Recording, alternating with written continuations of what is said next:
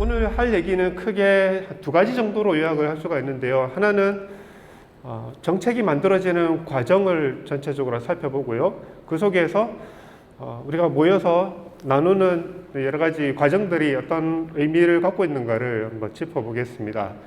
그래서 이제 그런 정책 과정들 속에 가장 중요한 부분은 결국은 이제 생각을 문서로 만드는 정책 제안서 작성이 되겠죠. 이제 정책의 일반적인 과정을 마친 다음에 그런 생각들을 글로서 표현하는 정책 제안서가 어떻게 만들어지는가를 두 번째 단락에서 같이 살펴보도록 할게요. 제가 이제 화면에 띄운 것이 하나 있죠. 보시면 이제 워드 클라우드가 있는데 저번 달에 우리가 같이 모여서 여러분들의 생각을 이제 들어봤던 것들을 워드 클라우드로 만들어 봤었어요. 그래서 첫 번째 두 가지 질문을 드렸었는데 첫 번째 질문은 여러분들이 갖고 계시는 이제 고민들, 청년으로서 느끼는 고민들을 좀 들어봤었습니다. 그래서 이게 보시니까 위에 쪽 워드 클라우드인데 가장 가운데 보시면 이제 걱정과 경험 부족 얘기가 있습니다. 그리고 자본, 아무래도 이제 답변을 많이 하신 부분이 글자 크게 나오신 거겠죠. 뭐 좌절감, 뭔가 불확실성, 경제력 이런 부분들을 답변을 많이 하셨던 것 같아요. 이것이 현재 우리가 느끼는 부분들이겠죠. 아무래도 뭔가 생각을 크게 확장을 해서 좋은 결과를 만들려고 하는데 거기에 수반되는 것들이 많이 이제 부족한 부분을 여러분들 스스로 이제 느끼고 있는 것 같습니다. 그것들을 한 단어로 표현한 것이 이제 걱정인 것 같고, 그런데 우리가 이제 생각에 걱정에만 머물러 있지 않은 것이 두 번째 질문을 드렸을 때 청년하면 떠오르는 제 생각과 단어를 한번 들어봤었는데요. 일단 도전과 젊음, 특히 젊음이라는 단어가 색깔과 함께 가장 크게 나타났었습니다. 그래서 위에 있었던 어떤 경험 부족이나 걱정들을 한 방에 뒤집을 수 있는 것은 결국은 더 젊음이고 도전이고 열정이 아닌가 그런 생각이 들더라고요. 그래서 현재의 상황과 우리가 바라는 미래의 목표, 기대가 있을 건데 그런 기대로 이행할 수 있는 가장 좋은 방법은 결국은 열정과 도전이고 변화를 이끄는 자신감이겠다 하는 생각이 들었습니다. 그래서 우리가 이 자리에 모인 것도 그런 그 경험이나 어떤 걱정을 뒤집을 수 있는 그걸 빨리 우리가 기대하는 미래로 갈 수 있는 것이 바로 정책이고 또 어떻게 하면 그런 현 상황과 기대 목표의 그 간극을 좁힐 수 있을까? 그것이 이제 시나 구에서 이제 제시하는 정책들이겠죠. 그래서 우리가 정책은 결국은 우리의 필요를 채워주는 적재적소에 배치되는 좋은 과제라고 생각을 했을 때, 그럼 지금 이제 부산시가 여러 가지 정책들을 펼치고 있는데 이제 그런 것들이 우리의 어떤 기대들을 충분히 채워줄 수 있는가를 한번 살펴보는 것도 필요하겠죠. 그래서 제가 이제 질문 하나 더 드린 게 있습니다. 청년으로서 느끼는 가장 큰 불편함이 뭔가라고 또 질문을 한번 드렸었는데요. 가장 큰 글씨를 차지하는 것이 보니까 이제 일자리입니다. 뭐 우리 언론이나 또 뭐 구글 트렌드 이런 데 들어가 봐도 뭐 청년이라는 단어와 함께 많이 나오는 것이 일자리 얘기인데 이건 조금 막연하죠. 근데 여러분들은 조금 구체적으로 답변을 많이 해주신 것 같아요. 그래서 제가 이 준비를 하면서 여러분들이 답변했던 글자들을 하나하나씩 보니까 어떤 일자리인가가 되게 궁금했거든요. 그래서 이거 보니까 여러분들이 조금 글자가 작아서 잘 안 보일 수도 있는데 인프라가 부족한 부분도 있고요. 양질의 일자리가 부족하다. 그러니까 단순히 일자리가 아니고 우리가 가고 싶어 하는 일자리가 있었으면 좋겠다는 얘기도 있고요. 그리고 낮은 임금 얘기도 많이 하고 있습니다. 그러니까 그렇죠, 그죠? 우리가 좋은 직장이라고 하는 거는 들어가서 우리가 노동하는 그 대가를 톡톡히 받을 수 있는 일자리가 필요한 것이고 그런 것들이 또 질이 좋은 일자리라고 볼 수가 있는 것이죠. 그리고 노동 환경의 격차이기도 하셨고 또 일자리가 미스매치다. 우리가 가고 싶어하는 눈높이에 해당하는 일자리가 없다. 즉 부산시가 청년을 위한 일자리를 늘린다라고 할 때 어떤 일자리냐? 단순히 개수의 문제가 아니고 가고 싶어하는 직장을 많이 만들어달라 하는 얘기를 여러분들이 굉장히 구체적으로 하셨어요. 그러면 일자리 하나만 놓고 봤을 때 이런 일자리들을 우리가 요구하는 일자리를 채워줄 수 있는 정책이 만들어지면 좋겠죠. 그래서 부산시가 현재 만들어 놓고 있는 관련된 정책을 한번 살펴보면 현재 일자리라는 타이틀이 있더라고요. 근데 거기 보면 청년 디지털 카드, 정장 대여 서비스, 일하는 기쁨 카드, 조림센터.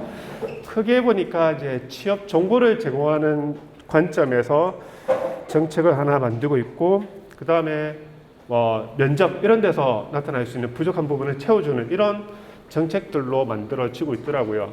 즉 정책의 대상이 우리는 양질의 기업에 초점을 많이 두고 있는데, 현재까지는 부산시의 정책이 취업을 준비하는 취업 준비생에 초점을 많이 두고 있다는 걸 볼 수가 있었습니다. 그래서 앞으로의 정책들은 물론 이제 취업을 준비하는 사람을 위한 도움을 줄 수 있는 정책도 필요하지만, 질 좋은 기업을 만드는 쪽에 시에서 다양한 정책을 만들 필요가 있겠구나, 이런 생각도 갖게 됐습니다. 그리고 여러분들이 앞서 느끼는 불편한 부분이 있어서 일자리 부분은 되게 구체적으로 답을 많이 해주셨어요.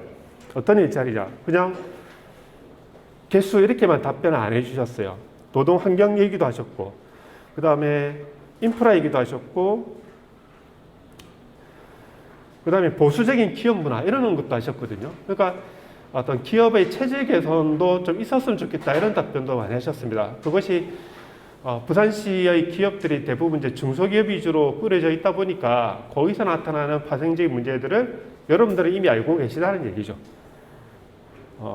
자, 그런 측면에서 부산이 앞으로 여러분들을 위한, 청년을 위한 일자리를 개선시킨다라고 할 때 어떤 관점에서 정책을 줘야 되는가 하는 것들을 얻을 수가 있었어요. 그래서 여러분들도 일자리와 관련된 정책을 만드실 때 이제 구체적이고 뭔가 명확한 부분을 체크를 하셔서 정책을 만들어 보셔도 좋겠구나 하는 생각이 들었고, 한편으로 이제 문화 부분에 대해서도 답변을 좀 해주셨는데, 문화 부분에 대한 답변은요, 맨 위에 보시면 이제 문화와 여가 인프라 이런 얘기가 있었고, 그 다음에 문화생활 부족, 이렇게 답변을 좀 하셨어요. 즉 일자리에 비해서는 좀 구체성이 좀 부족한 답변을 많이 해주셨었어요. 그러니까 문화생활에 대한 공감되는 형성이 되어 있는데, 구체적으로 우리가 필요로 하는 문화생활이 어떤 문화생활이었으면 좋겠다라는 어떤 구체성은 아직 고민이 좀 덜 된 부분이죠. 한편으로 보면은 이 부분에 대해서도 좀 고민을 여러분들이 많이 더 해주시면 좋겠구나. 좀 더 구체적으로 이게 인프라의 부족이라고 할 수 있는지, 그리고 이 문화도 좀 막연한 포괄적이죠, 그죠? 음악인지 미술인지 아니면 우리 스스로 할 수 있는 어떤 경험 문화인지, 그런 부분도 얘기를 생각을 하시면서 여러분들끼리 나누면서 하시면 좋겠고, 이 부분에 대해서 부산시가 지금 현재 갖고 있는 정책들은 대부분 공간과 활동과 인력 양성 부분으로 이렇게 만들어져 있습니다. 그래서 여러분들이 이제 부산시가 이제 시행하고 있는 정책을 이렇게 보시면서 내가 필요로 하는 쪽이 공간이냐, 문화생활을 누릴 수 있는 공간의 부족인지, 아니면 내가 문화생활을 뛰어들어서 하고 싶은데 그런 활동 부분이 덜 갖춰져 있는 것인가, 그런 것도 한번 매칭을 시켜가시면서 부족한 부분을 찾아서 정책을 만들어 보시는 것이 필요하다는 생각이 좀 들었습니다. 그래서 제가 예시적으로 일자리하고 문화 두 가지를 가지고 여러분하고 얘기를 나눠봤었는데요.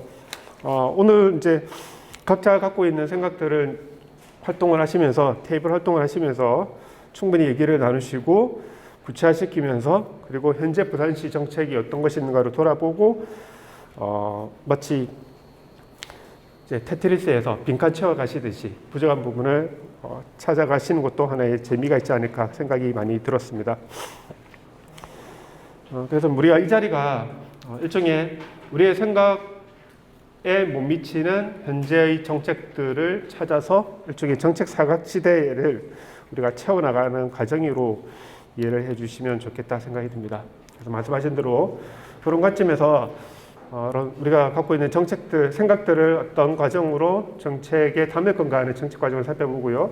구체적으로 정책 제안서를 만드는 방법으로 만들어 보겠습니다. 이 정책에 관한 얘기는요, 그렇게 정의를 했었죠. 앞 시간에 잠시 언급을 했었습니다만 우리가 기대하는 바가 있습니다. 그 기대하는 바를 보통 이제 바람직한 상태라고 표현한다면요. 바람직한 상태는 우리 개별적으로 다 다르시겠지만 이 바람직한 사회 상태를 만든다라는 만약에 정책 목표를 하나 세웠다면요. 그 목표를 이루기 위한 수단이 뭐가 있을까를 고민을 해보는 겁니다. 그러니까 여기서도 우리가 알 수가 있는 것이 우리가 바라는 바가 뭔가가 우리 스스로가 정의가 좀 되셔야 돼요. 그래서 나는 구체적으로 어떤 사회가 되기를 바라냐, 우리 청년을 위한 어떤 사회가 되기를 위한 원하느냐에 대한 공감대를 일단 먼저 만드시고 그러면 그걸 채우기 위한 수단을 생각해 보셔야 되는데 그 수단은 목표와 항상 일치가 되셔야 되겠죠. 그죠? 그래서 목표와 수단이 일치되도록 수단을 만드시는 거고 이 정책은 특징이 민간에서 하는 것이 아니고 행정에서 하는 거죠. 본인이 행정기관이 함께 참여해서 거버넌스를 구성해서 만들어가는 과정이었습니다. 그래서 이제 우리가 이 모인 것 자체가 시와 우리의 필요로 하는 청년들이 함께 모인 곳이기 때문에 정책을 만들 수 있는 공간으로 만들어져 있는 거고요. 공식화된 자리라고 볼 수가 있습니다.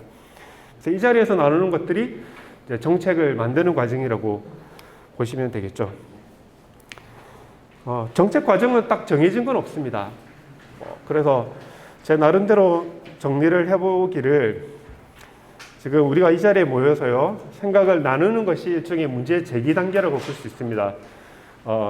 각자 갖고 계시는 생각들과 경험들, 느꼈던 문제점이나 불편함들을 가감없이 이제 테이블에 올려놓고 얘기하는 것들, 그리고 상대는 그걸 충분히 들어주는 것. 보통 충분히 들어주는 건 이제 경청이라고 얘기를 하죠. 경청은 들으시면서 필터 작용이 거의 없는, 그죠? 모든 걸 다 받아들이는 그걸 보통 경청이라고 하고 공감을 제조로 한다고 봤을 때 그 속에서 이제 발산이 충분하게 이루어질 수 있다고 보는 거죠. 그래서 우리가 가장 힘든 부분이 사람들과 얘기할 때 가장 힘든 부분이 상대의 말을 듣는 건데 우리가 이제 그 작업을 많이 하셨으면 좋겠어요. 그래서 상대가 말을 끝날 때까지는 계속 들어준다라는 각자의 목표를 가지시고 말할 때까지 충분히 들어주시고 그다음에 거기다가 부정적 경향보다는 살을 더 붙이는 긍정적인 생각을 나눠보시는 겁니다. 그것이 이제 일종의 문제제기 단계라고 보시면 되겠죠. 그리고 그런 생각들의 공통성을 찾게 되고요. 이거 정말 필요한 부분인데 실제 우리 말고 다른 사람들도 공감하는 부분이 있는가를 이제 일종의 역학조사를 해보시는 거죠. 그것이 일종의 공론화 단계라고 볼 수가 있습니다. 그래서 검색도 해보시고 트렌드 조사도 해보시는 거죠. 그래서 뭐 구글 트렌드나 빅카인즈 이런 뉴스 검색 서비스를 활용을 해서 우리가 좀 하나의 생각을 공감대를 형성했는데 이것에 대해서 우리 사회는 어떻게 또 비슷한 교류가 있는가, 경험이 있는가를 찾아보는 것들. 저는 이제 개인적으로는 구글 트렌드하고 빅카인즈라는 이제 사이트를 활용을 많이 하거든요. 그래서 제가 여기 이 자리에 오기 전에도 뭐 나중에 우리가 따로 한번 인터넷 사이트 한번 열어볼게요. 그래서 그런 생각들이 얼마나 공감대를 이제 형성하고 유수화되고 있는가를 이제 찾아보기도 합니다. 이 단계가 되게 중요한 단계예요. 그러니까 우리가 이 자리에서 나누는 생각들이 공론화를 거쳐서 정책으로 넘어가는가에는 가장 중요한 포인트가 이제 추진력을 얻는 건데 이 추진력은 다수가 공감을 해서 이거 뭔가 만들어지겠다 보니까 부산시에서 현재 하는 정책에도 아직 반영이 안 돼 있네. 뭔가 만들어서 필요로 하는 정책을 만들어주면 좋겠다라는 것이 우리 이 자리에서 그리고 담당 부서에서 부처 합의가 이루어지면 그 다음부터 구체적으로 정책 설계에 들어가는 거겠죠. 근데 정책 설계는 이제 정책 제안서를 만드는 과정인데 이 정책 제안서는요, 그러니까 이 자리에서 있었던 모든 하나하나의 말과 행동이 그대로 담겨서 요약되는 보고서의 개념이라고 보시면 좋겠어요. 그러니까 따로 이제 A4용지 만들어서 이제 정책 제안서 지금부터 만들어보자 이렇게 고민하는 것이 아니고 지금부터 나누는 생각들을 잘 기억하고 메모하셨다가 이 내용들을 이제 문서에 담는 것 이것이 정책 제안서가 된다는 얘기죠. 그래서 문서에 지금 여러분 앞에 테이블에 정책 제안서가 한 장씩 놓여 있는 걸로 알고 있는데 그 문서에 담긴다는 것은 이미 그 전에 우리가 얘기를 나누면서 공감하고 담론을 거쳐서 중요한 문제로 다뤄졌구나. 그 결과물로 A4 용지에 적히기 시작하는 거다. 그렇게 보시면 될 것 같습니다. 그리고 이 정책 제안서에 담길 내용들은 이제 추후 두 번째 그 단락에서 저 구체적으로 한번 같이 얘기를 나누도록 하겠습니다. 그리고 정책이 만들어졌다면 그것을 행정과 의회의 공감을 거쳐서 이제 일반 시민들에게 오픈을 시키는 것이겠죠. 그건 이제 정책 집행이 되고 이제 정책이 집행되고 나서 이제 평가가 이루어지는데, 평가는 당초의 어떤 목적하고 그 목적을 이루기 위한 수단들, 그리고 그 수단을 통해 형성된 결과들이 한 줄로 연결되어 있는가, 즉 수단이 목적이 최종적인 결과로 해서 긍정적인 결과를 만들어내는가를 돌아보는 것이 평가와 한류라고 볼 수가 있겠죠. 그리고 정책은 처음부터 뭐 예를 들어 모든 청년을 대상으로 하는 그런 개념보다는 특정 대상을 두고 정책이 만들어지는 경우가 되게 많습니다. 그래서 이 정책이 성공을 했다면 이제 확대를 해 나가는 그런 환류의 과정을 거치게 되는 것이죠. 그래서 이런 일반적인 정책 과정을 거친다고 봤을 때 우리가 지금 이제 문제를 제기하는 이 과정이 첫 정책 과정의 시작이라고 볼 수가 있겠습니다. 그리고 이 문제 제기 이 부분은 정책 설계로 들어가는 과정에서 가장 중요한 부분이기 때문에 이 부분을 조금 더 깊이 있게 뒤에서 다뤄보도록 하겠습니다. 그래서 저는 이 문제 제기를 어떻게 할 수 있을까를 생각을 하면서 한번 다음 과정을 앞으로 거쳐볼 건데요. 그냥 A4 용지에 정책 제안서에다가 글을 써 주십시오 하는 것만큼 어려운 건 없겠죠. 아마 이 자리에서 시간을 2시간, 3시간을 들어도 채우기 힘든 부분입니다. 그래서 여러분에게 원하는 사업이 뭡니까? 적어주십시오 했을 때는 그 자리에서 적어내기는 상당히 어렵다는 얘기죠. 그것보다는 모여서 얘기를 나누는 가운데 만들어내는 것이 제일 좋겠다. 왜냐하면 우리는 사실 뭔가 만들어내려고 이 자리에 모였지만요, 너무나 불편한 상황에 익숙해 있죠. 너무나 익숙한 것을 즐기고 하기 때문에 뭐 종이를 하나 드리고 여기다 적어주십시오 하는 건 거의 불가능하다고 볼 수 있습니다. 그래서 모였고 개인적인 경험들을 나눠보시고 여기서 핵심적인 단어들, 여러분들 이제 얘기를 이따가 나누실 건데, 나누실 때 상대가 말하는 것들을 좀 메모를 남겨보는 것도 되게 중요합니다. 그 속에서 상대가 어떤 부분에 좀 뭔가 중요하게 다루어서 얘기를 하는가, 그것을 일종의 상대가 중요하게 다루는 핵심 가치라고 생각하시면 되겠고, 그것을 찾아내는 것이 굉장히 중요한 부분이라고 보시면 되겠습니다. 우리 문제 제기가 이제 정책을 시작하는 정책 과정의 시작이라고 볼 수가 있는데요.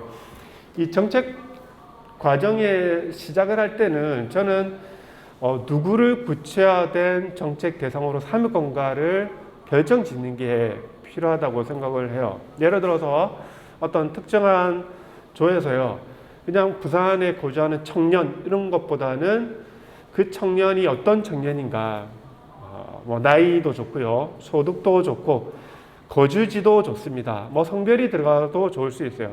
어떤 구체화된 대상을 설정하는 것이 좋고, 그 대표인물을 설정한 다음에 그 사람이 부산에서 어떻게 살고 또 문제에 어떻게 반응하고 행동하는가를 이해해 보는 게 좋을 것 같습니다. 이것을 보통은 이제 페르소나라는 표현을 많이 쓰죠. 아까 우리 부산 청년이 느끼는 불편함 중에 일자리가 자연이나 공학 위주로 많이 쏠려 있다라는 답변을 들은 걸 본 적이 있었어요. 그래서 제가 이제 예시로서 이렇게 한번 잡아보는 거죠. 예를 들어 이제 내 전공이 사회학이다. 근데 사회학을 전공하는 22살 대학생이 이제 취업을 앞두고 고민에 빠지는 거다. 그러면 이 청년이 앞으로 부산시에서 계속 직장 생활을 하기 위해 직장에 관한 정보도 그렇고요. 또 사회학을 전공하는 학생이 갈 수 있는 직장에는 어떤 것이 있는지, 또 들어가서 자기 전공을 발휘하기 위해서 어떤 기반이 대학생활 때 조성이 되어야 되는가, 이런 고민들을 이제 하고 있다라고 봤을 때 여러분들이 사회학을 전공하는 22살의 대학생의 취업 고민을 풀어주겠다, 이런 구체화된 대상을 만들어 본 것이 되게 이제 필요하다는 얘기죠. 이제 직장 생활을 하는 청년들도 마찬가지입니다.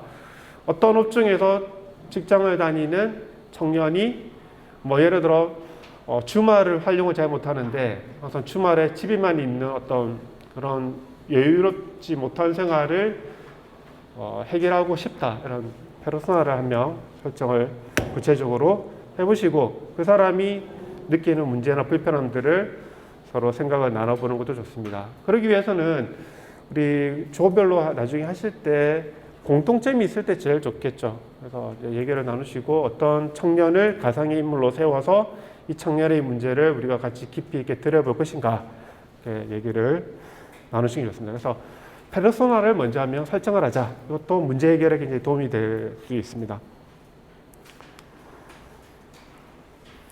그리고 우리가 문제를 해결하는 것이 바로 정책인데요. 문제를 해결한다는 것은 최종적인 결과물이죠. 그러기 위해서는 아까 이제 설정한 페르소나가 현재 어떠한 상황에 처해 있는가를 이제 정리를 하시는 게 필요합니다. 아까 그 정책에 대한 정의를 할 때도 그랬었죠. 이제 바람직한 사회 상태를 만드는 것이 정책의 목표다라고 했을 때, 그것은 일종의 이제 최종적인 기대 목표지 않습니까? 그럼 현재 상황은 어떠한가에 대한 정의부터 내려주셔야 된다는 얘기죠. 아까처럼 사회학을 전공하는 학생이 취업을 하려고 하는데 현재 상황이 어떠하기 때문에 취업 고민을 하는가? 사회학을 전공해서는 현재 마땅히 갈 수 있는 데가 없다. 오히려 금융권을 취업한다든가 아니면 중소기업에 가는데 전공을 바꿔야 된다든지 아니면 IT를 새로운 또 자격증 취득을 해야 한다든지 그런 현 상황이 있다 이거죠. 그렇다면 내가 좋아요. IT를 추가로 이제 전공을 해서 취업을 한다라고 했을 때 그럼 그렇게 해서 갈 수 있는 데가 뭐가 있는가? 어떤 곳에 가고 싶어 하는가? 그런 기대 목표를 또 동시에 찾아보는 것이 좋다는 얘기입니다. 그래서 우리가 문제를 발견한다는 것은 현재의 상황을 놓고 얘기하는 겁니다. 사회학을 전공한 22살의 학생이 취업준비생이 처한 상황, 그 다음에 이 취업준비생이 어떤 기대를 갖고 있는가, 이 두 가지를 정확하게 명확하게 정의를 해보시고 그리고 이 차이를 우리가 아는 게 필요하다는 얘기죠. 그 차이를 아셔야만 격차를 줄이기 위한 문제 해결이 가능한 겁니다. 우리가 현재 상황과 기대 목표 그리고 그 사이의 격차가 무엇이 있는가, 그거를 얘기를 나누시면서 적어주시는 게 필요합니다. 그래서 여러분들 아마 A4 용지가 또 테이블에 있을 거예요. 그러면 페르소나를 한 명 설정을 하시고 이 청년이 놓인 현 상황들, 주거도 좋고요, 일자리도 좋고 누리는 문화생활도 다 좋습니다. 각 주제별로 여러분들이 앉아 계시니까 그 주제에 맞게끔 현 상황을 한번 얘기를 나눠보시고 바꾸고자 하는 기대 목표도 동시에 설정을 해 보시자는 얘기죠.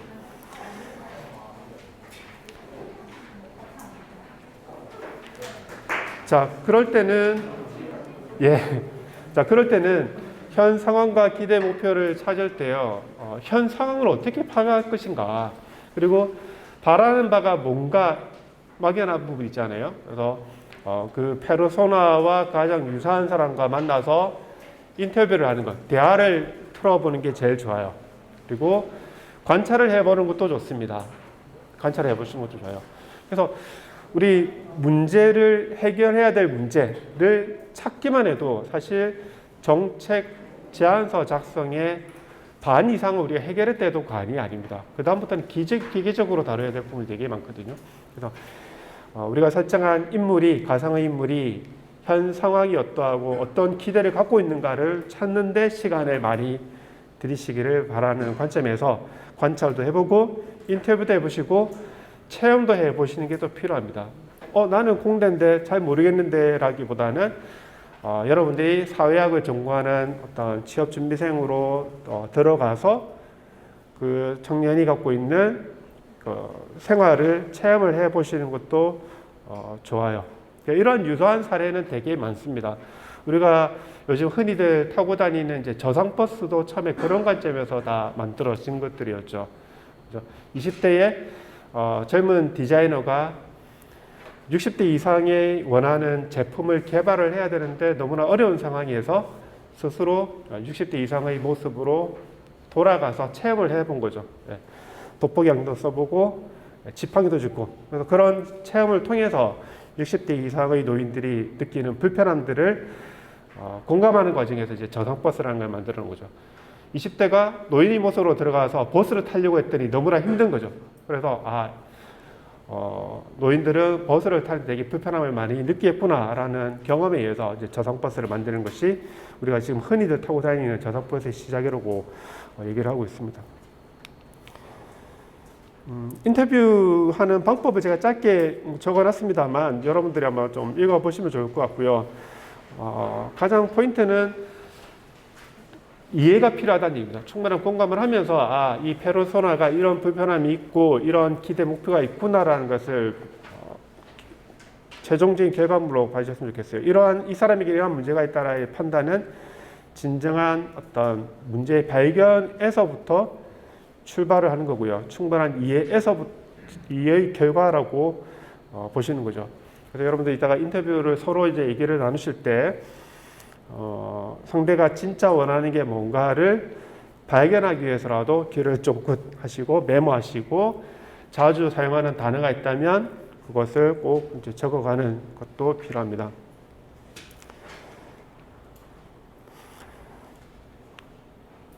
자, 그래서 이제 그 페르소나가 현재 상황을 여러분들 경험하시고 체험하시고 인터뷰하시면서 발견하시고요. 바라는 바가 무엇인가를 인터뷰하는 속에서 찾아내시는데 그 현 상황과 이를 바꾸기 위한 기대 목표 안에 격차를 줄이는 방법에는 여러 가지가 있을 수 있겠죠.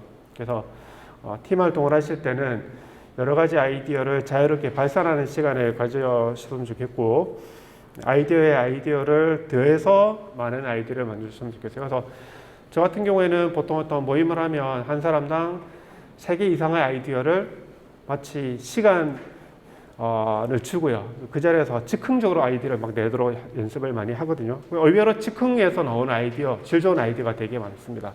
그래서 우리가 오늘도 잠시 이제 맛배기 경험을 하겠지만 시간에 30초 안에 뭐 아이디어를 각자 2개, 3개씩 내도록 압박하는 아이디어를 또 많이 내보는 것도 좋아요. 그리고 최대한 이룰 수 없을 것 같은 아이디어를 많이 내보는 것도 좋습니다. 그러니까 상상력을 최대한 발휘를 하셔서 그때는 상대가 그게 가능하냐, 뭐 당장의 실행 가능성을 두고 판단하지 마시고 그 발산된 아이디어에서 또 떠오르는 새로운 아이디어를 더해주는 것도 중요한 부분입니다. 가능하다면요, 제가 아까 이제 그런 생각이 들더라고요. 우리 여러분들이 이제 조별로 문제를 해결해야 될 문제를 찾으시고 이를 해결할 수 있는 아이디어를 발산을 하실 때 여기 보면 이제 옆에 공간에 보면 벽들이 있잖아요. 그 벽에다가 조별 어떤 공간을 이렇게 그 큰 전지를 붙여놓고요. 우리가 해결해야 될 주제들을 적어놓고 누구나 자유롭게 지나가다가 떠오르는 생각들을 뭐 포스트잇으로 붙여주는 그런 전체적인 공감을 할 수 있는 자리로 만들어 보는 것도 필요할 것 같아요. 그래서 문득 지나가다가 예를 들어서 뭐 내돈내산이라는 주가 있으면 내돈내산에서 이런 문제를 해결할 겁니다라고 했을 때 다른 주에서도 그 문제를 놓고 떠오르는 아이디어가 있으면 자유롭게 포스트잇에 적어서 붙여주는 그런 생각의 공유를 마음껏 해주셨으면 좋겠어요. 아까 보니까 이런 공간들 되게 좋은 데가 있더라고요. 그런 것들을 많이 활용을 해주셨으면 좋겠고, 물론 이제 그 조에서 발산된 여러 가지 아이디어 중에 현재 정책으로 해결할 수 있는 것들을 하나 찾아서 이제 제안서에 최종적으로 담으시면 되겠죠. 그래서 우리 이제 이 청년센터 공간은 여러분들의 공간이 되시기를 바라고요. 자유롭게 와서 라면도 끓여 드시고 커피도 마시고 하시면서 생각을 나누시고 여러분들 서로 알고 다 지내십니까? 네, 이제 마치시고 얘기도 나누시고 알고 지내시고 하셔야 되겠죠. 생각을 펼치기 위해서는 좀 친해지시길 바랍니다. 네.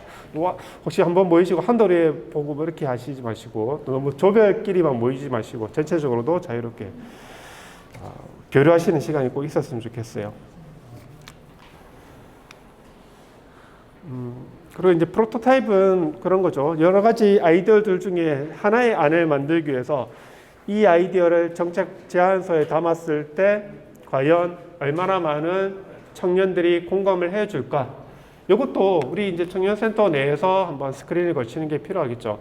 그래서 이제 벽에다가 각조별로 아이디를 하나 만들어내시고 이 아이디어에 대해서 다른 그 회원들이 갖고 있는 생각을 들어보는 거 필요합니다. 이 정책이 제안서에 담겨서 실천이 되었을 때 여러분들은 제안을 하시고 이 정책을 활용할 생각이 있으신지 충분히 들어보는 그런 자리를 또 가지시는 게 필요해요. 그래서 아까 최초에 페르소나를 설정하시고 페르소나가 겪는 고민을 해결하기 정책을 만드실 거 아닙니까? 그럼 여러분들이 이제 개개인의 페르소나가 되셔서 내가 이 문제를 해결하기 위해 이 정책을 딱 받아들였을 때 이 정책 때문에 내 문제가 해결되는가? 그걸 판단하셔서 답을 해주시는 게 필요하겠죠. 그리고 필요하다면 새로운 정책 대안을 제시를 해주셔도 좋습니다. 그래서 이제 정책이 하나 만들어지고 나면 생명력을 가지기 위해서는 많은 청년들이 동의를 해주셔야 되고 지원을 해주셔야 되고 그런 과정에서 내년도 또 새로운 정책이 계속 연속적으로 만들어지겠죠. 그런 지속 가능성을 위해서라도 정책 제안서가 최종적으로 만들어지기 전에 다수의 공감을 들어보는 시간을 꼭 가져보시면 좋겠고, 뭐 가능하다면 발표도 한번 가져보시면 좋겠죠. 각조마다 갖고 있는 정책을 서로 나누는 시간도 가지시기를 바라겠습니다. 이제 구체적으로 정책 제안서 작성하는 과정인데요. 우리 문제를 제기하고 공감대 형성하는 데 여러분들 시간을 가장 많이 들이시면 그 과정들은 잘 기억을 하시고 메모하시고 그것을 이제 정책 제안서라는 문서로 담으신다라고 생각하시면 되겠습니다. 전체적인 포맷은 여러분들 이제 A4 용지로 한 장씩 다 갖고 계실 것 같고요. 이 정책 제안서 자체는 우리가 시작하는 문제 제기하고요. 그 다음에 제기된 문제를 해결할 방법들, 그 다음에 아이디어겠죠. 그리고 왜 이런 배경에서 문제가 제기되었는가, 그 다음에 이런 고민들을 우리만 하고 있는 것이 아니라 다수가 동의하고 있다라는 현황들, 이런 것들을 자세하게 서술하는 문서가 바로 정책 제안서라고 볼 수가 있습니다. 즉 정책 제안서는 나 혼자의 고민이 아니라 다수의 청년들이 공감하는 문제라는 것이고, 이 문제를 부산시의 예산을 통해서 해결하고 싶다라는 의지를 반영하는 문서라고 되시는 거죠. 이 문서는 이제 공식화된 문서이기 때문에 행정과 의회에서 두루 공유를 하게 되는 거겠죠. 그래서 공유하는 과정에서 내년도 정책으로 실제로 만들어질 수 있습니다. 그래서 이제 정책 제안서는 우리가 만들지만 보는 쪽은 행정이나 의회이기 때문에 행정과 의회가 공감할 수 있도록 뭔가 창의적인 방법들, 그 다음에 새로운 사업이나 시책 제조들이 여러분들의 이제 시각으로 많이 담겼으면 좋겠고요. 그리고 주장하는 바가 명확하고 명료하고 구체적으로 들어가시는 게 필요해요. 우리 아까 여러분들 일자리에 대해서 답을 구체적으로 많이 해주셨거든요. 그런 것처럼 내가 부산에서 일을 하고 싶은데 어떤 특성을 갖고 있는 기업에서 일을 하고 싶다. 그런데 현재 부산에는 그런 기업이 없으니까 부산시가 적극적인 정책으로 이 문제를 해결해 달라라는 글로써 정책 제안서에 담아 주십사 하는 얘기입니다. 그래서 설득을 시키는 거죠, 그죠?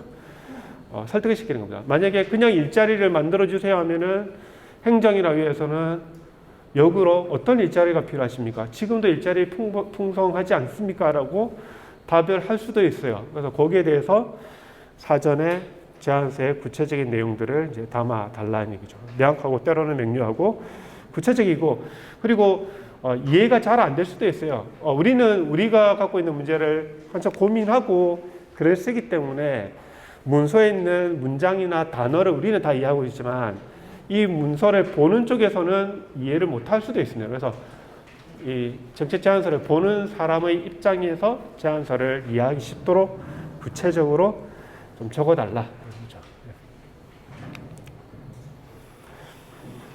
정책 제안서는 크게 정책명이 있고요. 이 참여, 누가 제안하는가, 그 다음에 어떤 배경을 갖고 제안하는가, 추진 근거, 정책 대상, 내용, 기대 효과, 소요 예산, 이렇게 여러 가지 형태로 이제 구성이 되어 있는데요. 정책명은 말 그대로 그 제안 배경에서부터 소요 예산을 아우르는 하나의 이름이라고 볼 수가 있겠죠.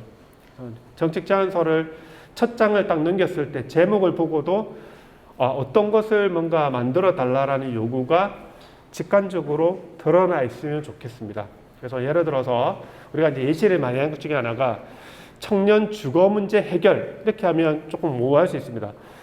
왜냐하면 주거 문제는 여러 곳에서 나타나기 때문에 어떤 정책이 구체적으로 만들어졌으면 좋겠냐라고 했을 때 가령 청년들이 이제 집을 떠나서 밖에서 생활하는 경우가 많은데 대부분 이제 월세를 활용하는 경우가 많다. 근데 그 월세 부담이 높기 때문에 그 월세의 일정 부분을 소득 기준으로 해서 지원을 해달라. 그럼 그것도 제목도 그냥 주거생활 지원 이런 것보다는 월세 지원, 우리가 하고 있는 현재 정책, 그렇게 좀 구체화시키는 것이 필요하다고 볼 수 있습니다. 그래서 제안하고자 하는 내용의 총괄을 정책명으로 적어주시고요. 정책명은요, 모든 과정이 다 끝나고 나서 거기에 이름을 적어주시는 것도 좀 좋아요. 처음부터 제목 적는 게 상당히 힘들거든요. 왜냐하면 처음부터 제목을 적기 위해서는 제안 배경과 마지막에 있는 어떤 정책 내용까지 다 우리가 알고 있다는 전제 아래서 이름이 만들어지기 때문에 정책명은 가장 마지막에 적어주시는 게 좋지 않을까 생각이 들고, 그리고 이제 제안 배경이죠. 이제 정책의 필요 근거입니다. 사회 현상들, 여론들, 현황들, 통계 자료. 가령 사회학을 전공하는 22살의 취업 준비생이 부산에서 취업을 하려고 했을 때 부딪히는 어려움들을 여론이나 사회에서는 어떻게 받아들이고 있는가를 이제 조사를 해 보시는 거죠. 그래서 그런 취업 통계를 조사하셔도 좋고요. 전공별 취업률을 조사해 봤더니 인문, 사회, 전공 학생들의 취업률이 낮다. 그리고 자기들의 전공과 무관한 쪽에 취업하는 경향이 많더라. 이런 것들을 통계 자료나 현황들 또는 여론들 그런 것들을 근거 자료로 해서 이제 제안을 하시는 거죠. 그러니까 일종의 정책 제안서를 받아보시는 분이 왜 사회학을 전공하는 사람에게 맞는 정책을 만들어 줘야 되는가라는 의문을 갖고 정책 제안서를 받아보겠죠. 그럴 때 현재 상황들을 충분히 설득을 시키고 이해를 시켜야만 보니까 부산에서 사회학을 전공하는 학생이 정말 갈 데가 없구나라는 공감대가 만들어져야 됩니다. 여기서부터 왜? 라는 의문을 계속 가지고 뒤에 있는 내용을 보면요, 참 와닿지 않겠죠. 그래서 이제 제안 배경 부분에 근거들, 사회 현상들을 좀 폭넓게 조사해서 담아보시는 게 좋습니다. 이럴 때 아까처럼 이제 구글 트렌드나 비카인즈 이런 자료를 통해서요, 이슈가 되고 있는 부분들, 그 다음에 특히 부산시에서 부족한 부분들을 부각을 시켜서 제안을 해주시면 좋겠습니다. 그리고 추진 근거도 있는데요. 추진 근거는 부산시에서 좋습니다. 사회학을 전공하는 학생에게 뭔가 특화된 일자리를 제공해 준다 라고 했을 때 항상 이제 법적인 근거가 필요해요. 아니면 어떤 국가적인 어떤 법령이 만들어져 있거나 부산시에서 조례로 만들어져 있지 않은데 이미 정부 차원에서 만들어진 법이 있다든가 그런 것들을 근거로 해서 부산시가 아직 조례로 만들어지지 않은 부분이 있으니까 인문사회학, 특히 사회학을 전공하는 학생이 취업을 하는데 도움을 줄 수 있는 조례를 없으니까 조례를 만들어 달라. 또는 조례가 있는데 유명무실돼 있다면 이걸 보완할 수 있는 정책을 만들어 달라. 이런 추진 근거를 보완을 할 필요가 있습니다. 우리가 청년기본법이라는 어떤 법을 굳이 만든 이유도 사실 거기에 있어요. 그 과정에 보면 예를 들어 헌법에서 이미 보장하고 있는 게 아니냐 이런 것보다는 그 대상을 명확하게 구체화시켜서 그 법 아래 시나 구군에서 조례를 만들 수 있는 근거가 되는 것이죠. 그리고 여러분들이 시나 구에서 메일링 서비스를 받아보면 요즘에 청년 관련된 어떤 정책들을 많이 보내고 있잖아요. 그런 근거가 되는 것이 다 조례와 법에 근거해서 만들어진 정책이라고 볼 수가 있습니다. 그리고 정책 대상이 우리 앞서 말씀드린 페르소나라고 보시면 될 것 같아요. 광범위한 청년, 부산시 청년 이것보다는 어떤 필요가 부족한 부분, 정책의 사각지대에 놓인 청년을 구체화시켜서 정책 대상을 만들어 보시는 게 좋습니다. 제일 좋은 거는 그냥 모든 청년을 다 대상으로 하면 좋겠죠. 근데 항상 우리가 주어지는 범위가 예산으로 한정이 되어 있기 때문에 예산 범위 내에서 항상 정책이 만들어지는 한계는 있습니다. 그런 관점에서 범위가 좁혀진 페르소나 관점의 정책 대상이 만들어지기 바라고요. 그리고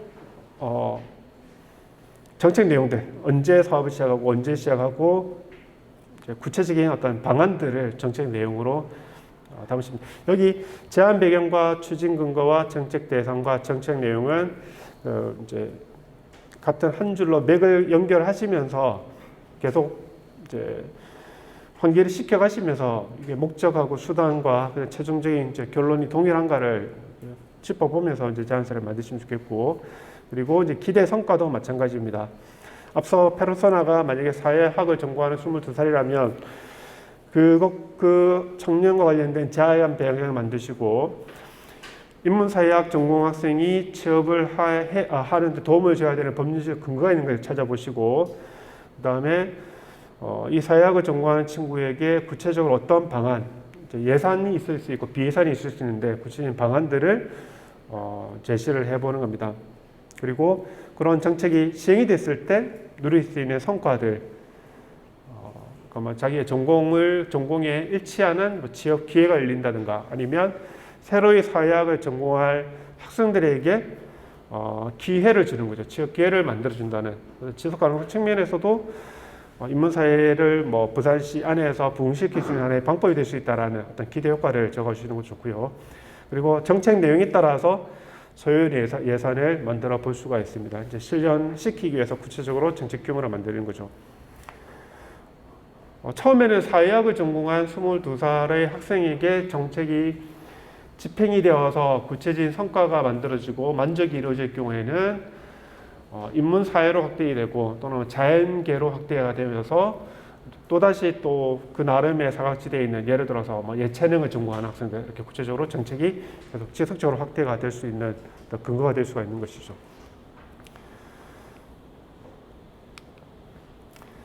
이제 정책 사례를 잠시 한번 살펴보면요. 이제 서울에 있는 사례를 제가 가져왔습니다. 부산도 사실 똑같습니다. 첫 번째 이제 이 사례에서 정책명이 뭐였냐면 이게 청년의 주거비를 지원하는 것과 관련된 이제 정책 제안이었어요. 그래서 정책 제목은 서울형 청년 주거비 지원 사업이어서 좀 포괄적인 이름을 갖고 있었는데, 이제 추후에는 이제 구체적으로 월세 지원 사업으로 이제 명명이 되었었죠. 그래서 주거 지원보다는 구체적으로 어떤 주거 지원이냐, 월세 지원이다, 이렇게 구체화시켰습니다. 구체화된 단어를 직설적으로 표현을 하셔서 이 사업이 어떤 사업이구나, 월세를 지원해 달라는 제안이구나, 이렇게 이해를 할 수 있도록 만들어 주는 것도 필요하고요. 경우에 따라서는 이제 부제로 뭔가 유쾌하고 뭔가 특색이 있는 제목을 추가하셔도 좋겠지만은 가장 중요한 것은 직관적으로 이해할 수 있는 단어를 넣어서 정책명을 지어주시면 좋겠다는 거고요. 그 다음에 청년 주거비를 지원할 수 있는 근거가 있으면 좋은데, 현재 이 부분은 이제 청년기본법이나 청년기본조례 등에서 찾을 수가 있겠죠. 이제 현재 청년기본법 20조에는 국가와 지방자치단체는 청년의 주거 안정, 주거 수준 향상을 위한 대책을 마련하여야 한다라는 법을 토대로 해서 어떻게 하면 주거 안정을 기여할 수 있을까라는 세분화된 정책이 만들어질 수가 있는 것이죠. 그래서 시에 보십시오. 이러한 법이 이미 만들어져 있고 이렇게 하기로 명시를 하고 있으니까 이를 위한 정책을 제안합니다, 얘기하는 거고요. 제가 이제 부산과 관련된 근거를 몇 가지 찾아봤는데요. 우리도 청년기본법은 이제 전국적으로 만들어져 있는 법이고, 부산시에서도 청년기본조례가 있죠. 그리고 청년고용 촉진 특별법도 만들어져 있더라고요. 청년고용법도 있습니다. 그래서 이런 근거 법률을 읽어보면서 국가나 지방자치단체가 청년에게 부담하고 있는 책무가 무엇인가를 살펴보시면서 아까 페르소나가 누리지 못하고 있는 정책이 있지는 않는가, 이렇게 살펴보시면 좋겠죠.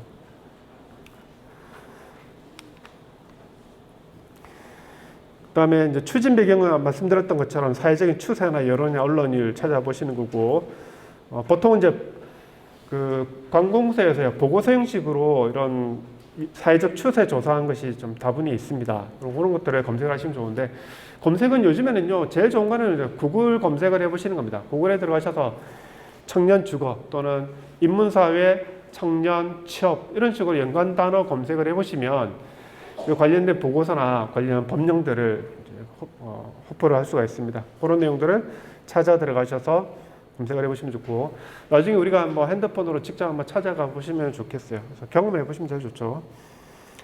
뭐 예를 들어 사례해 보니까 이 서울에서는 2018년도 주거 실태 조사에 따르면 임차 가구의 RIR, 이제 일종의 이제 렌트 비용이죠. 전체 소득 중에서 임대료를 얼마를 내고 있는가 그 비중을 조사했더니, 예를 들어 100만 원 벌면 20만 원 정도를 월세로 내고 있더라. 보통 20% 초과하면 상당히 과중된 부담을 하고 있다라고 보통 평을 많이 하거든요. 그래서 일반 가구는 15.5% 정도인데 청년들이 유독 20% 이상의 부담을 하고 있으니까 이제 청년들에 국한된 문제가 도드라진다는 것을 주거 실태 조사를 통해서 우리가 발견을 한 거죠. 그것을 이제 근거로 세워서 청년들이 특히 다른 세대에 비해서 임대료 부담이 높다는 것을 이제 강조를 하고 있는 겁니다. 그러면 이제 행정에서는 일반 시민들이 15.5%, 100만 원 벌어서 한 15만 원 정도를 월세 부담하고 있는데, 특히 청년들이 20만 원 부담하니까 안 그래도 다른 세대에 비해서 상대적으로 월 소득이 높은데 상대적으로 더 많은 부담을 하고 있구나라는 공감된 문제의식을 얻을 수가 있겠죠.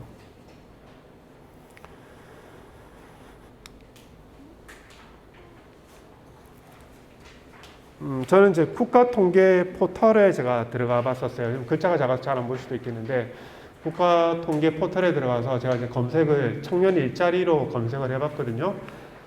그랬더니 그 청년들의 중소기업 일자리 선호도 개선, 일자리를 개선하기 위한 어떤 개선 사항이 어떤 것이 있는가, 그다음에 선호하는 일자리는 뭐가 있는가, 내가 생각하는 최초 일자리는 어떤 형태냐, 현재 몇 년을 근무하느냐, 이런 관련된 데이터들이 있더라고요. 그래서 뭐 근로시간, 월 소득 이런 자리 데이터들도 있으니까 부산시에서 일하는 청년들이 타 시도에 비해서 특별히 노동시간이 많다거나 월 소득이 낮다면 이것을 높일 수 있는 정책들을 부산시에 제안하는 것도 이 자료를 통해서 이룰 수가 있겠죠. 우리가 말로만 이제 부산에 있는 청년들이 떠난다라는 말할 것이 아니라 붙잡을 수 있는 정책이 필요한데, 그러기 위해서는 뭔가 제도 개선이 근본적으로 필요하다는 얘기죠. 그래서 부산시의 정책이 청년들에게 취업 준비를 하는 정도에만 정책이 머물러 있는 것이 아니라 직접적으로 기업의 체질 개선을 하는데 정책도 좀 필요하다는 것을 여러분들 답변하셨듯이 정책도 그렇게 만들어지는 게 필요한 거죠. 그리고 이제 말씀드렸듯이 대상을 만들어 보고요. 실제로 이제 서울시 주거비 지원회에서는 서울 소재 청년 1인 가구라고 했고, 모든 1인 가구라기보다는 구체적으로 기준 중위소득 120% 이하 이렇게 조건을 하나 걸었어요. 참고로 기준 중위소득은요, 이제 중위가 그런 거죠. 1등부터 최하위까지 순서를 쭉 매긴 다음에 가운데 그건 이제 중위소득이고, 그 중위소득 기준으로 해서 한 곱하기 120한 정도 금액을 소득 기준으로 잡은 거죠. 그래서 그 소득 금액이 예를 들어서 예를 들어 100만 원을 가정하겠습니다. 기준 중위소득이. 그러면 한 120만 원 정도 소득을 버는 사람이 이 정책 이제 수혜의 대상으로 정의를 한 것입니다. 실제 계산해 봤더니 기준 중위소득은요, 1인 가구 기준으로 했을 때 182만 7천 원 정도 돼요.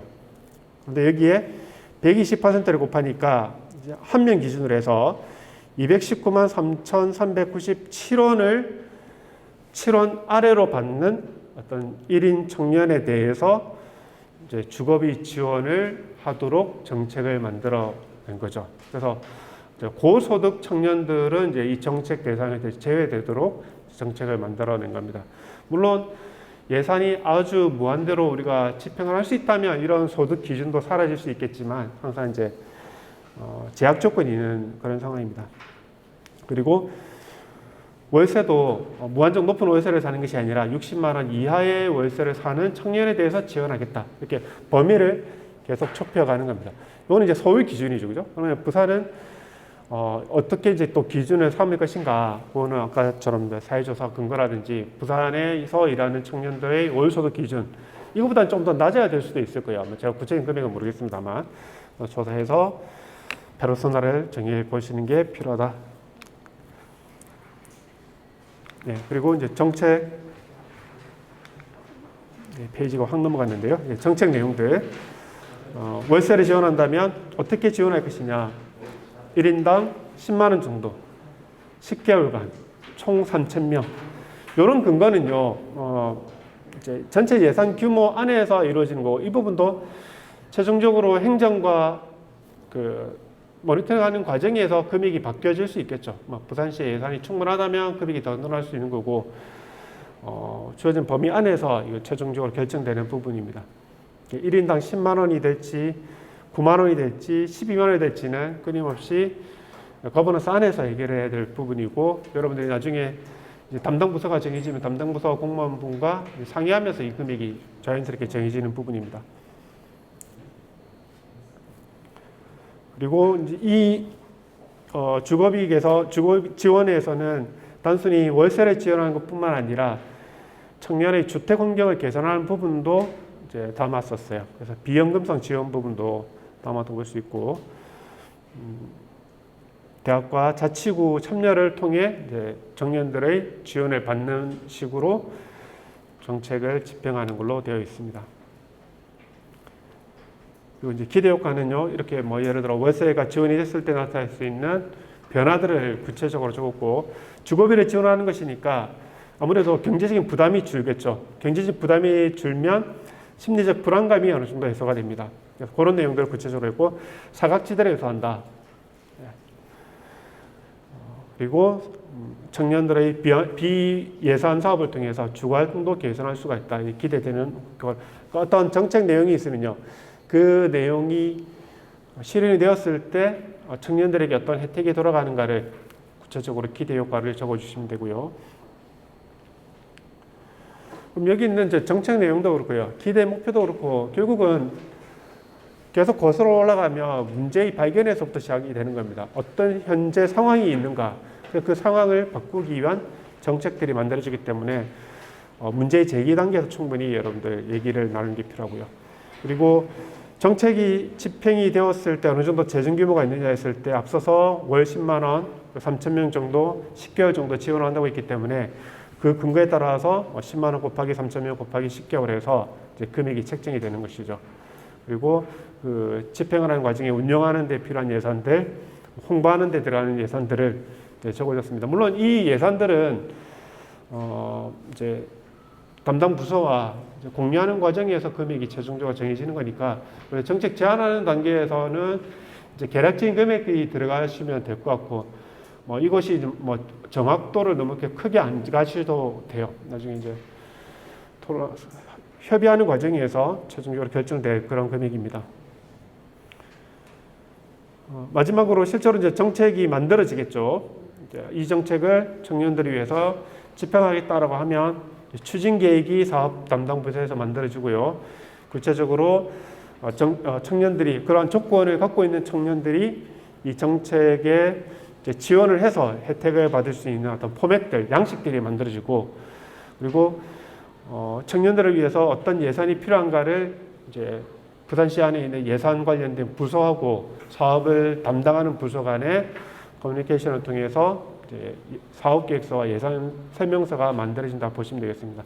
여기 있는 사업계획서와 예산 설명서는 행정에서 할 일들입니다. 이제 우리는 이제 정책 전환서를 만들고 행정과 상의를 하시면 행정에서 충분히 이제 정책 내용을 이해한 다음에 사업계획서와 예산 설명서를 이제 만드시는 거죠. 그리고 한 번씩 이렇게 카드 뉴스식으로 지원 사업이 만들어져서 여러분에게 홍보가 이루어지는 거고, 여러분들은 여기에 걸맞는 사업들을 만들어줍니다.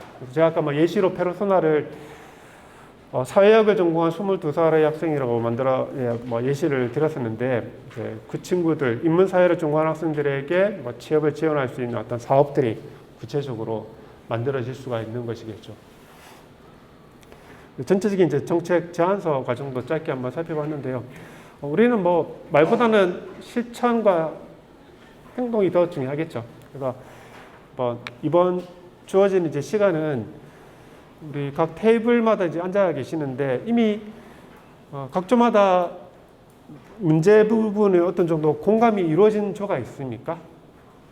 혹시 조별로 이제 시작하는 단계시죠, 대부분. 이제 우리 시간별로 잠시 끊어볼게요.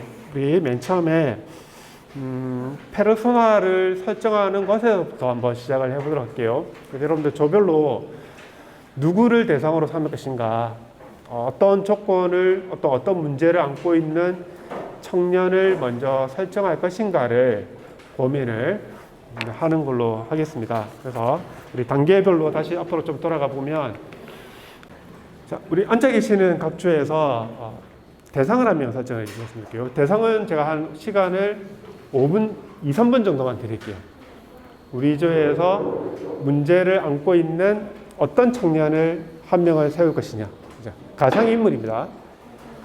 만약에 이렇게 하면 나가 어떤 사람인가, 내가 어떤 문제를 안고 있다라고 정의를 내는 게 필요합니다. 그래서 여러분들 얘기를 하셔서 대상을 한번 설정을 해보세요. 2, 3분 정도. 그리고 대상을 만드셨다면 A4용지 앞에 그냥 메뉴의 타이틀에다가 어떤 청년, 어떤 문제를 안고 있는 청년을 한 줄 정도로 적어봐 주시기 바랍니다.